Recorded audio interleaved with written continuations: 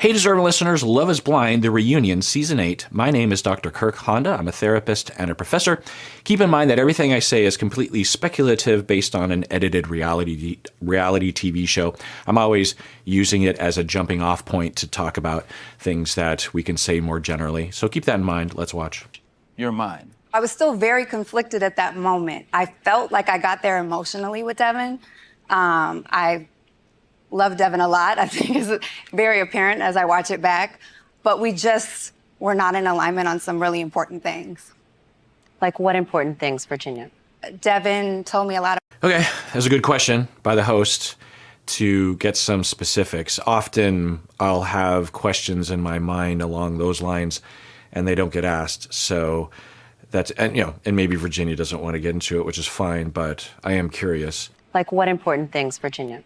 Devin told me a lot about his core values, something that he did not want to talk about on camera. I still, to this day, don't really feel comfortable. Interesting. And I'm glad, because I would have hoped that they had more conversation about that. And I'm also just glad that they take the freedom to talk about things away from the camera, which of course would make sense, so that they can feel freer to express themselves. And unfortunately, the landscape regarding the politics of our country, it would be hard for people of any belief system, of any political leaning, to express themselves. It could even be dangerous for them.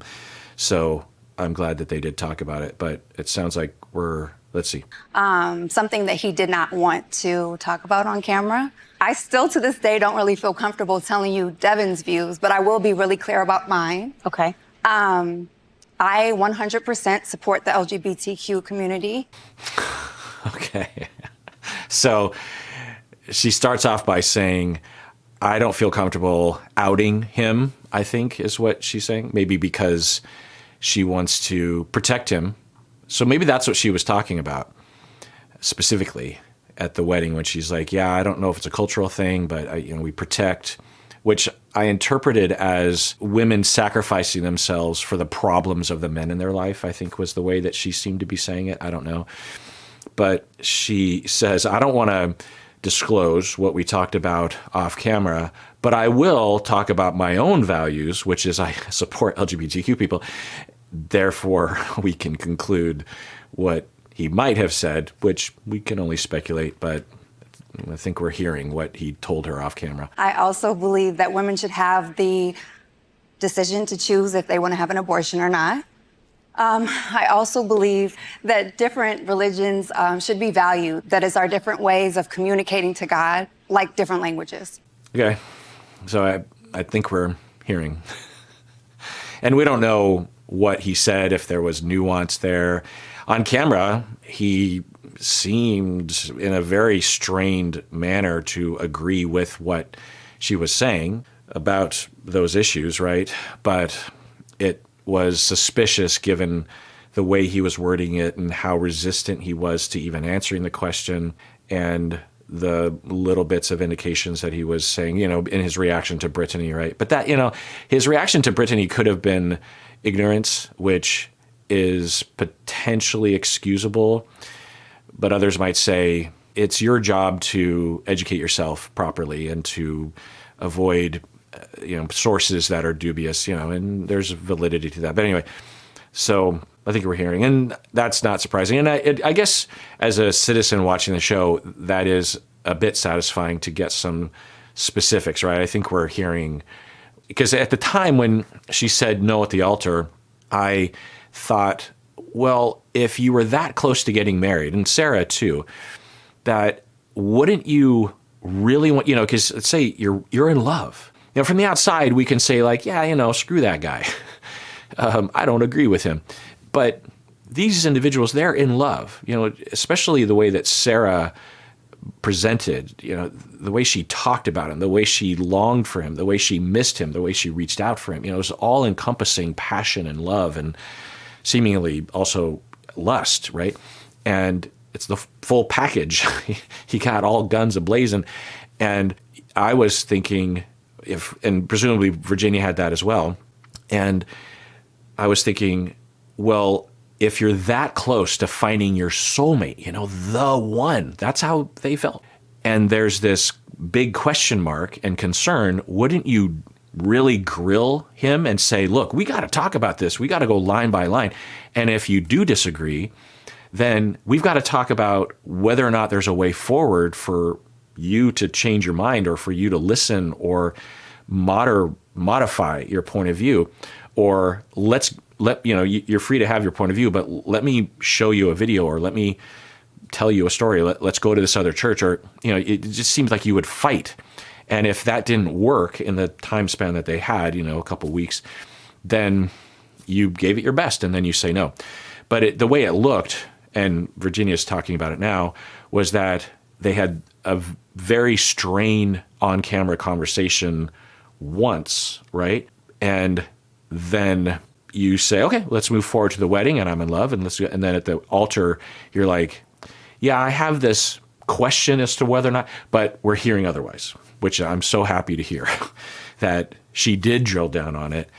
And the other thing that they said at the time was, I think Virginia might have said this, that it's not just that we misaligned, it's that he didn't seem to care to ask me questions or to be interested in my intellect or my thoughts or my values. It was me that was doing all that work, which is not necessarily related to values. It's just related to like style of relationship or indication of how your partner sees you, that kind of thing. Was a big decision. Yeah. For me, I can look past certain things, and I think that you can be together and have a relationship and not completely agree on everything. And I think a big thing with me as a Christian is to love everyone. And regardless of like how I feel about something, I think that you can be together and have a relationship. Yeah, it's interesting. This season, we have been introduced or reminded about this conversation, and I've seen a lot of really great conversations about this topic. Can you have a compatible, good marriage and disagree about these kinds of issues? And even if you decided to move ahead with the marriage, are you complacent with oppression if you do marry someone with these attitudes? Are you participating in the oppression? Are you really dedicated to the cause? And I appreciate a lot of the conversations. I do not appreciate people claiming that there's a right and a wrong answer to this. There's a lot of nuance to it, and it's a case-by-case basis. And there's a bit of thought police happening that I see. And I haven't been shy about telling y'all how I feel about it.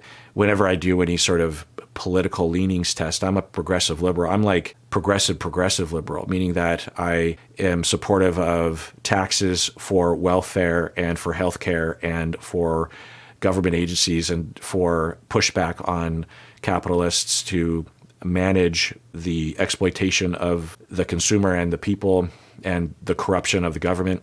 I am anti heavy-handed police authority. I am pro-humanity when it comes to immigration and that kind of, that's a progressive liberal.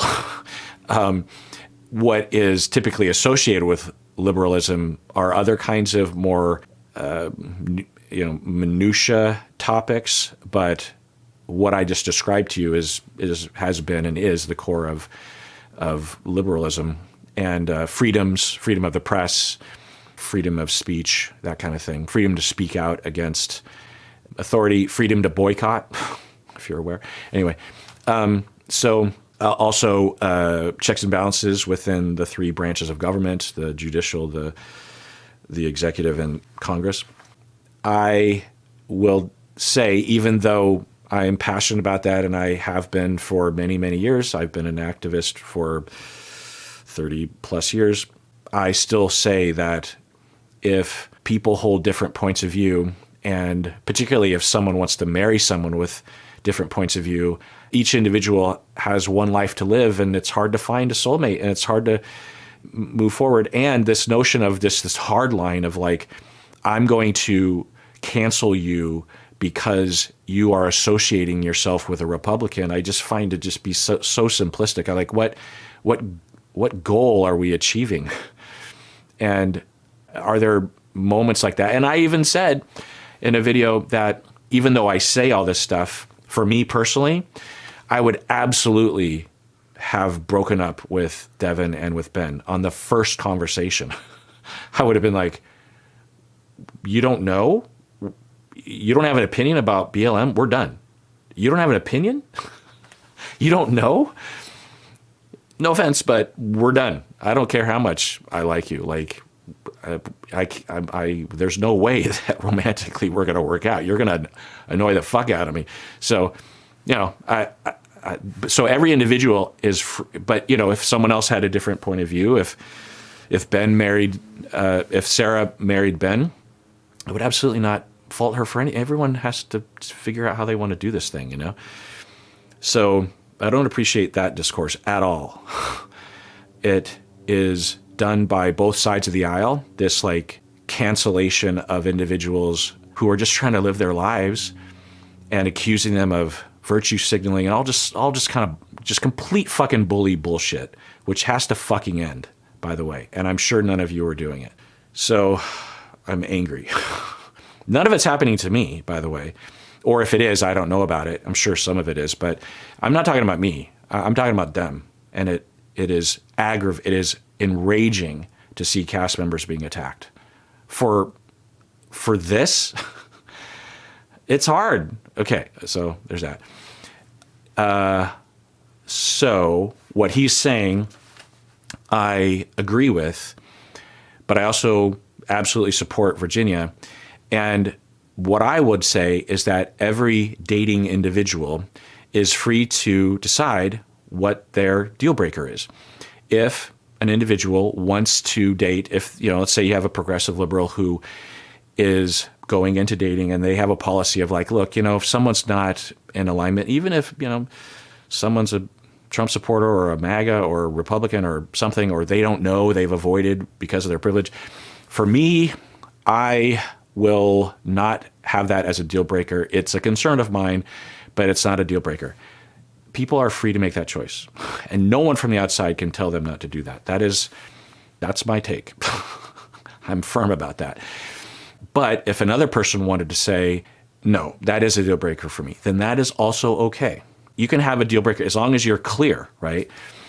And I guess it could be argued that Sarah and Virginia should have clarified that to themselves, but I don't blame people for not having clarified that and tested it out early and maybe not gone to the altar or something. But, you know, I think Devin and particularly Ben seem to be recovering fine. So I don't think it's a huge harm to anybody. But that is, so yeah, I agree with what Devin is saying. But I hope that he also says that if someone really wants that and it's a deal breaker, then that's okay too. I guess we just should have talked about it more explicitly. For a loop and further gave you pause. I think there were just a lot of little signs leading up to the wedding that like we just weren't the perfect match. The night before the wedding, I went to his hotel room and I saw a note from an ex-girlfriend on his nightstand. There was no mention of him seeing the girl, and we had spent the whole day together. So it just kind of created a little distrust. Okay, he's going to provide an explanation. What?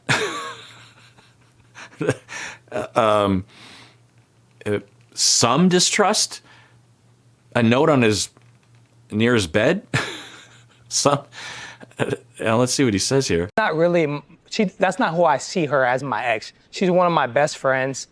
We went to high school together, and the person that she's with now was a part of like my wedding party and my wedding group. So I don't see her in those eyes as her being my ex. She's one of my best friends. Okay, that sounds reasonable. And if he was cheating with her, which doesn't sound likely, and she left a note on his bedstand, then you would imagine that he would have removed that. So the fact that I don't know, I believe, so now, And then you're thinking if you're Virginia, so I'm going to take a guess and say that Virginia was mostly a no, even before seeing that note. And when she saw that note, because it doesn't sound like it sounds like they didn't even have a conversation about it at the time, or they didn't have a fight about it, you know? And you would just think if Virginia was a yes at that point, she'd be like, what is going on here? You know?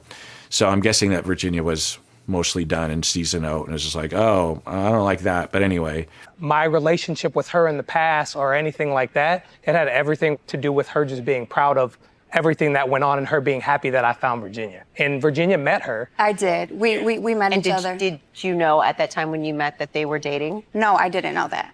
I was told that by his mom. 3 or 4 days before the wedding, I ran into his mom at a basketball game. She approached me and she was really happy. okay. Yeah, again, there's different practices around this. Should he have told her, by the way, I did date her? Yeah, apparently. I think there's different practices around this. I imagine a lot of people would say that he should disclose that. I mean, he shouldn't lie about it. He shouldn't purposely obscure it. But some people have a lot of exes as friends and don't even remember, like when they think about the friend, because 99.9% of their relationship has been as a friend, they might even kind of forget to some extent that they originally dated or dated for a time or got together once or twice or something. So it kind of depends. But to be on the safe side, right, you would want to disclose that up front so that if she did find out, she wouldn't feel like you were hiding something, right? And it does fit with Devin's presentation. He seemed pretty tight-lipped, and in the little bit that we saw, or in the absence of seeing other kinds of things. And really, they both seemed that way, honestly. But Virginia seemed more disclosing and more interested in having deeper conversations. All right, well, let's take a break for now. Tune in next time when I continue watching the reunion. And I want to thank all the members and patrons. I would not be here doing this if it were not for you. And if you can sign up as a member and or a patron, and especially upper tier, it really helps us out. We're a small business and require people to do that if you can do it and want to, only if you can and want. And please take care of yourself because you deserve it. You really, really do.